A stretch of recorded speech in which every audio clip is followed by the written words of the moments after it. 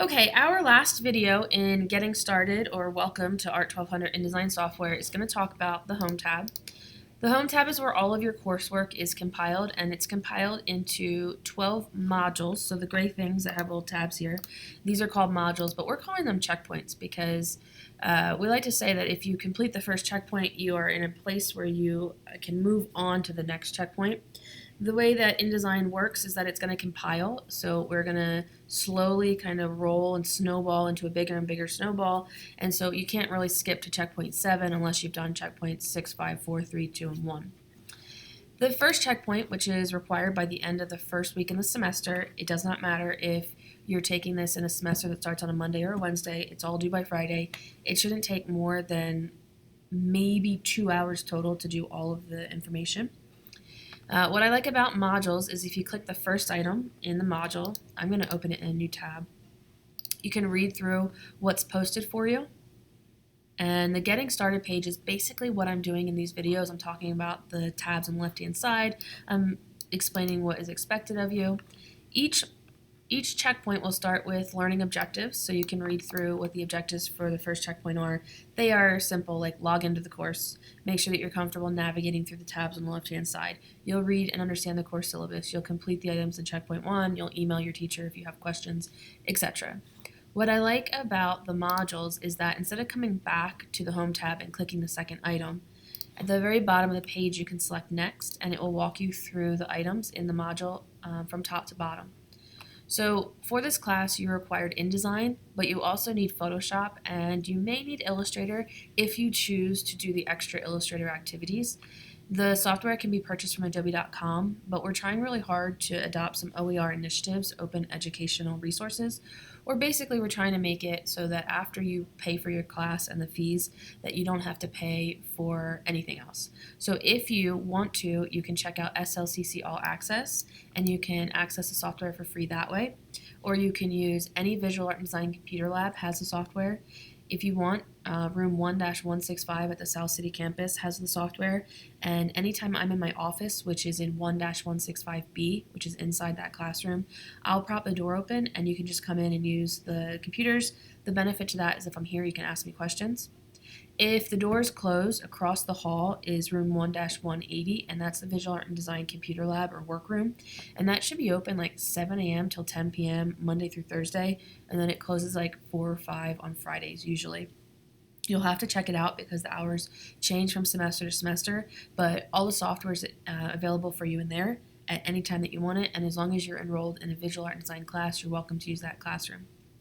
The textbook is, I want to say, it's recommended. So I put required on here because I've embedded the textbook into the class.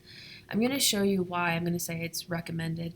If you follow through all the lectures that I do and all of the demonstrations, you don't really need the textbook, and the InDesign textbook is more skills-based than knowledge-based, so you don't absolutely need it.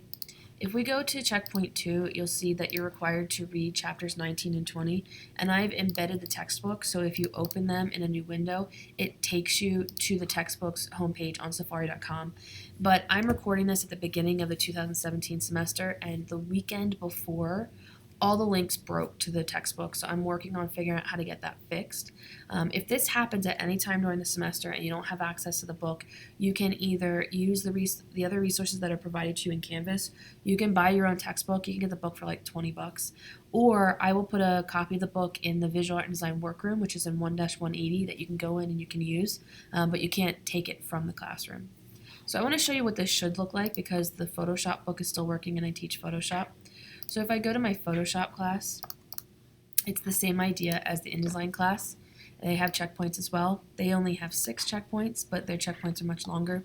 And when I say that you should read chapter 1 and I navigate you to that, it automatically logs in, and I'm on campus, so I don't have to do anything else. And then you can read the book right from inside of the browser. So I'm going to work on getting that fixed, but if this happens at any time during the semester, don't panic because you'll still be able to get all the coursework done if you watch my videos or you download and print my slideshow lectures. Okay, the next item in checkpoint 1 is the schedule, and you need to print this, and it will be updated for each semester. One tip for printing this is you should highlight all of the content. You should choose File and download it as a PDF document. With it selected, make sure that you're printing just the selection. You want to print on US letter, fit the width to the page, and you want to print portrait. And if you do that, when you export your PDF, it should be on one page, and you can just hit File, Print, and print that. If you try to print from inside the browser, sometimes it doesn't print very nicely. These videos that are embedded, the Welcome to Art 1200 videos, are the same videos that you're watching right now. So if you're watching these videos because you got an email from me at the beginning of the semester, do not worry about rewatching them. They are literally the same exact videos.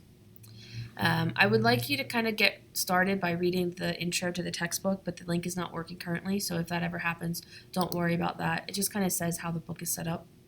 There are a couple activities that I would like you to do during the first week of the semester. The first is the initial response, and you're going to hit submit kind of right up here where it says published on my end. It should be a blue button.